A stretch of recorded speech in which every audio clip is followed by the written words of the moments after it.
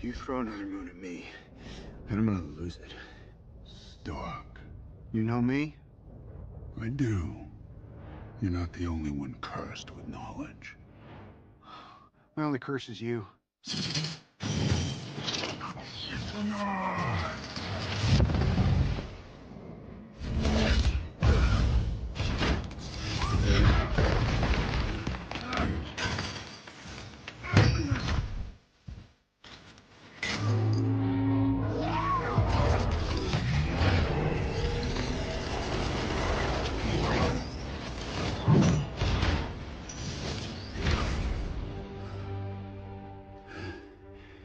All that for a drop of blood.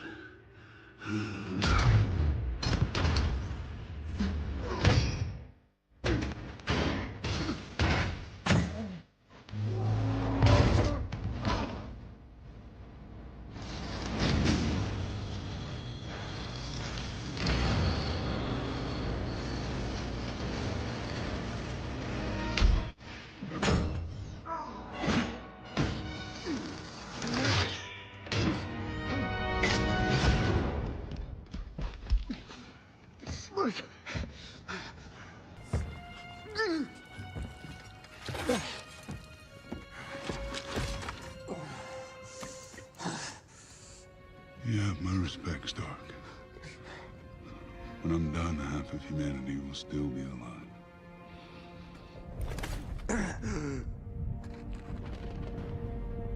I hope they remember you.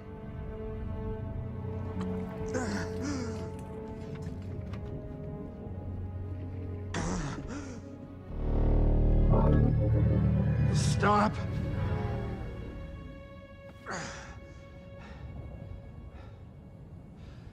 Spare his life, and I will give you the stone.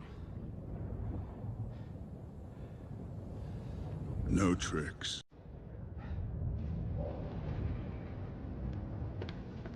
Don't.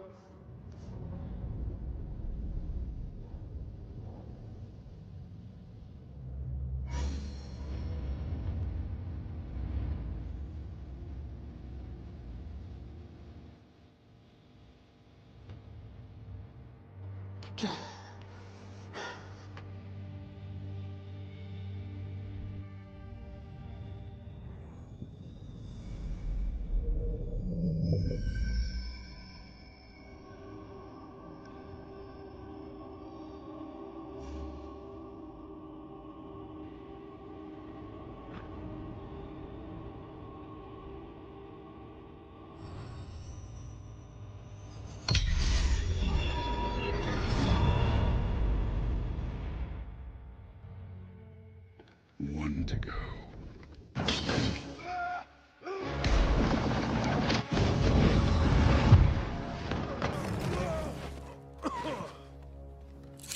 Where is he?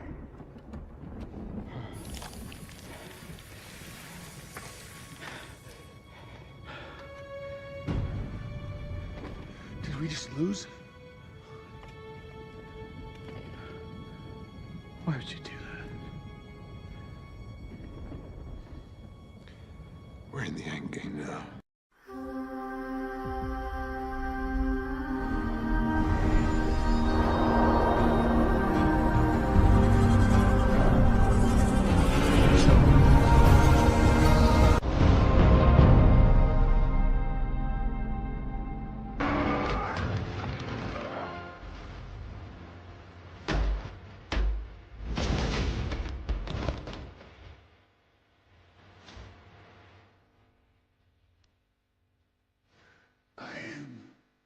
Inevitable.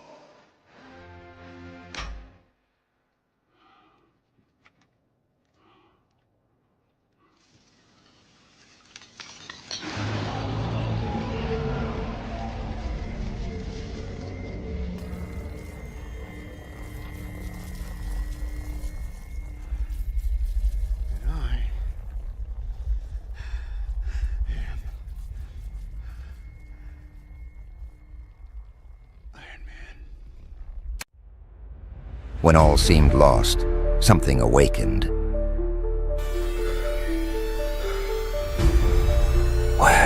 Where am I?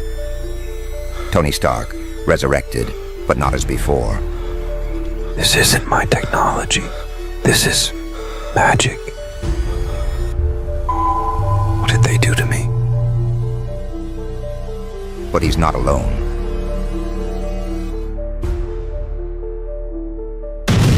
Welcome back, Stark, or should I say welcome to us? No, this can't be real. In infinite realities, only one merger was inevitable. We are doomed. It's eating me up.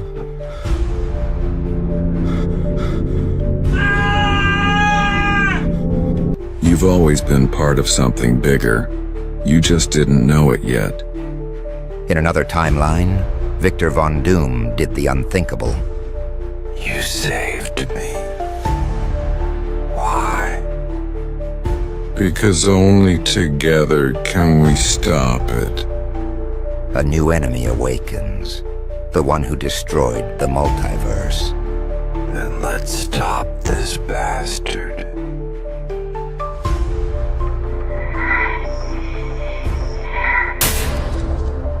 The future belongs to the fusion of the impossible. All myselves, watching, judging.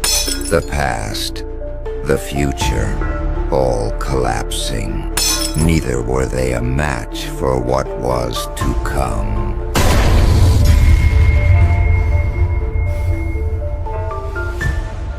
I am the error and the correction.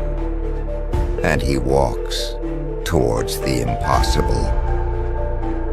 He's coming, and he remembers you. I'm sorry, love, but I can't go back now.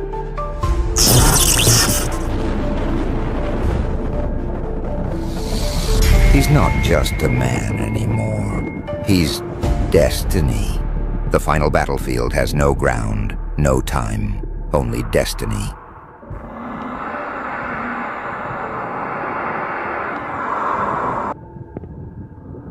You don't remember me, but I remember you.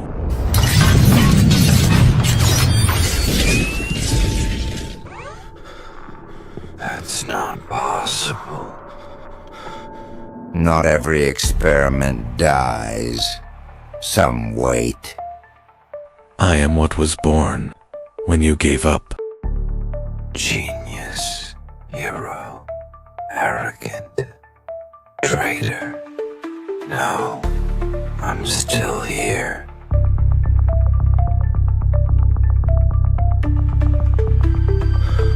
When two destinies collide, only one universe remains. Now I finally know who we are. We are doomed.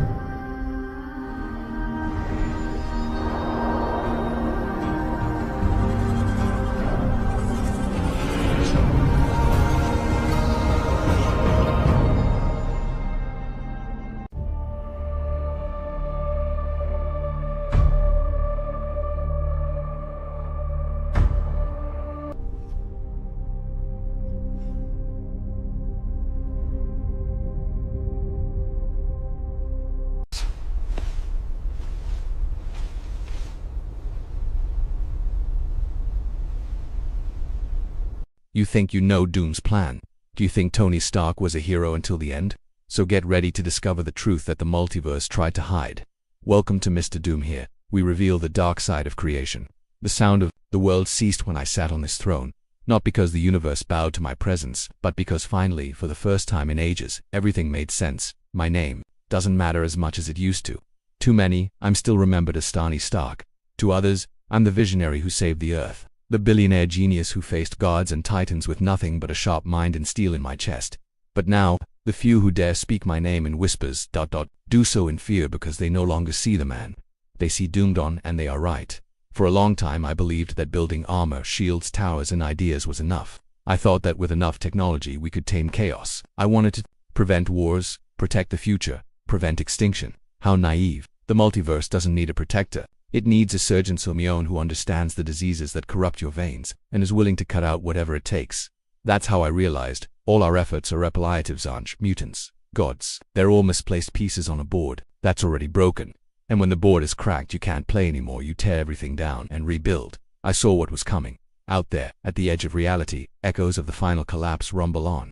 Entire dimensions rot in silence. Timelines fold in on themselves. Alternate universes try to invade each other in search of stability, like ravenous creatures trying to devour one another to survive.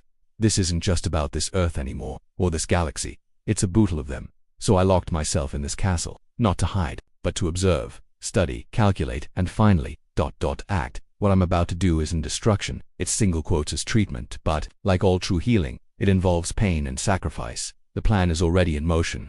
I have quietly created what I will call Doomsday Protocol, an absolute, irreversible, definitive reset. A convergence point where all worlds, all versions of us, all variations of reality will collapse, and, under my hand, be reborn as own truth. But there's a problem, an obstacle that not even my intellect alone can overcome. Reality, to be reset, must first be fully understood, not theoretically, not by the laws of physics, but by the very creative essence that sustains the multiverse. And I found that essence. Franklin Richards, the name carries the weight of a cosmos. He's not just a kid. He's not just any mutant. It is a living language, the perfect codification between what exists and what can exist. He shapes universes like an artist shapes clay. He creates, erases, alters with the simplicity of a thought. And that's why, he's the only variable that's still beyond my control. But that will change. I won't confront him. That would be foolish. You don't face a god who hasn't yet understood that he is a god. You study it, you guide it, you transform it into an instrument. Franklin will not be my enemy. He will be my mirror. Through him I will understand what the Celestials never understood. Through him I will do what the living tribunal fears to do. Through it, I will shape the new existence, and when Doomsday is activated, there will be no confusion left, no pain, no past, only a single perfect reality, where each element is where it should be, and in the center of it, I will be. Do you know the difference between power and control? Power is unstable, brute, unpredictable, but control. Control is art. It's when you understand every tiny variable of chaos and yet manage to govern it all with a simple gesture. Franklin Richards represents the exact opposite of this. He chows in the form of a child. He does not know the limits of his own existence because, for him, the limits have not been imposed. He is pure emotion, expanded to the point of distorting the laws that bind all other beings, and that's why he fascinates me. I've studied them all. The Celestials, the Beyonders, the gods themselves who whisper realities and create galaxies with forgotten words. But none are as malleable as Franklin. He does not master the power, and the worst thing, or better, is that not even he understands it. It's like handing a piano to the screams of the Big Bang and expecting it play Mozart. But I'm different. I hear every note and I intend to teach him which melody to play. You might ask me, why not just eliminate him? Doom, why not erase him from the equation? The answer is simple. You don't destroy a key. You turn it in the right direction. Franklin Richards is not the problem. He is the answer. With it, I will be able to understand the unstable structure that keeps this chaotic multiverse alive. His actions leave traces. Every reality warp he causes echoes across multiple layers of time. Some versions of me have already tried to fight it. Others ignored him. They all failed.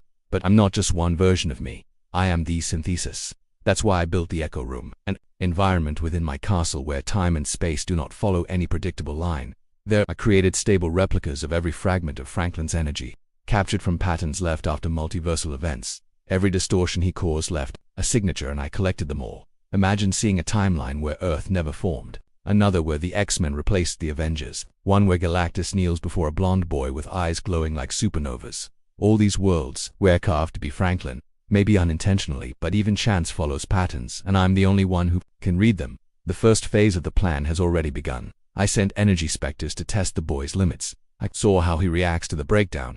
I saw how he tries to rebuild everything as it was. That's your mistake. He still wants to make mess that others call the universe. But I don't want to keep anything. I want to recreate, and when he realizes this, when he understands that I'm not here to fight him, but tows it as a lens, he will bow, not out of fear, but out of respect. And if you don't bow, then I will have to break it carefully. How to break a code. Franklin Richards is the most valuable piece in this game. Doomsday. Doomsday only needs a spark to be born. It will be fed by the distorted realities for the fear the gods feel of the end, by the boy's unstable energy and me. I will be the hand that wields the final hammer. They think Franklin Richards is invincible, unstoppable, untouchable, and in a way he is. But even the gods have human hearts. Behind that power capable of shaping galaxies, there's a boy, a son, a being who still clings to feelings, bonds, memories, and that's where it breaks down. I studied more than your abilities. I studied your bonds. I saw how he looks at his parents as a reflection of good. I saw how afraid he was of disappointing. Read how he tried to imitate Susan. He bends himself to fit a mold that can never contain what he truly is. And this internal conflict is the key. Franklin lives in an existential dilemma. He wants to be a human among humans, but his cosmic DNA screams at him to stop pretending. And it is this tension that weakens him. He's not a villain. He doesn't want to hurt, but the multiverse is already bleeding because of him, even without his intention. So what do? I don't face him. I hear you. I created illusory projections based on your greatest fears. I had alternate versions of his parents screaming, blaming him for entire worlds that were torn apart because of him. I showed realities where he became a tyrant, a devourer of possibilities, a divine error that needed to be erased, and even if they were illusions, he cried. He is afraid of what he might become, and fear is the most powerful weapon when used well. Meanwhile, my voice guided him calm, rational, welcoming, don't threats, only truths that others denied him. I said, Franklin, you are not a monster. You are a system in conflict. You have the gift, but not the structure. The gods who created you gave you wings, but they didn't teach you how to fly without destroying the sky. He heard me. Of course he resisted at first, but deep down he longed for someone who didn't see him as a son, a student, a soldier, or a threat.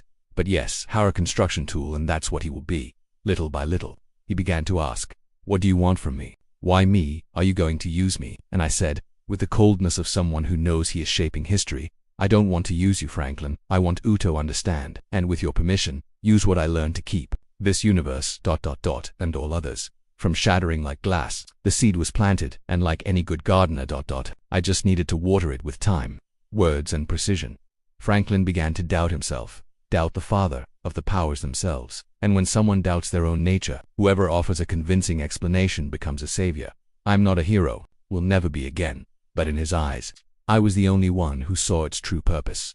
He gave me access to your dreams, your mental projections, your daydreams of pure creation, and what I saw was indescribable. Lines of reality open like books, quantum connections between thoughts and existence, the power to remake not just the laws of physics, but physics itself, logic of being. And then I understood it wasn't he who was in conflict. It was the universe, which no longer knew how to contain it. Doomsday will not be triggered by a weapon, that it will be activated by an idea. The idea that everything can be redone with consciousness, with calculation, with perfection. And me, I will be the mind behind this. Franklin is just the ink, but I am the hand that writes the new multiverse. The universe is not perfect, it never was. He is an unstable arrangement of coincidences and impulses, an old machine, running by stubbornness, not by design. But machines fail. And when they fail, someone has to build something better. What I created is not a bomb, it's not a monster, it is not an entity that acts on instinct. Doomsday is a concept, that's the final idea.